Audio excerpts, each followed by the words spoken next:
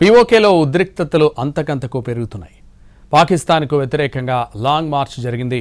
ప్రభుత్వం తమ డిమాండ్లను నెరవేర్చడానికి విధించిన గడువు ముగియడంతో the Jammu Kashmir joint Awami action committee ఉద్యమాన్ని మరింత తీవ్రం చేసింది. నిరసనలు కంట్రోల్ చేయలేక పాక్ తలపట్టుకుంటోంది. పాకిస్తాన్ ఆక్రమిత కశ్మీర్ కొన్ని రోజులుగా రగులుతోంది. పాకిస్తాన్ సర్కార్కు విధించిన 48 గంటల డెడ్లైన్ ముగియడంతో the Jammu Kashmir joint Awami action committee ఉద్యమాన్ని మరింత తీవ్రం చేసింది. రావల్కోట్ నుంచి ముజఫరాబాద్ వరకు వేలాది మంది నిరసనకారులు లాంగ్ మార్చ్ నిర్వహించారు. కొన్నాళ్లుగా పీఓకే నిరసనలతో అట్టుడుకుతోంది.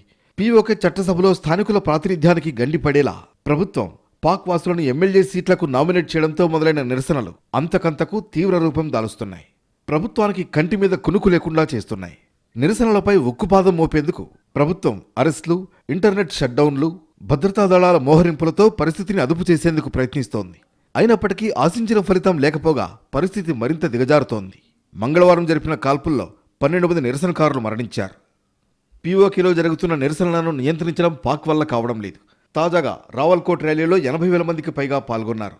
పీఓకేలో ద్రవ్యోల్బణాన్ని తట్టుకునేందుకు వీలుగా నిత్యావసర వస్తువులపై రాయితీలు, విద్యుత్ ఛార్జీల తగ్గింపు, జల విద్యుత్ ప్రాజెక్టులకు గుర్తింపు తదితర 38 డిమాండ్లు నెరవేర్చాలని జేఏఏసీ కోరుతోంది.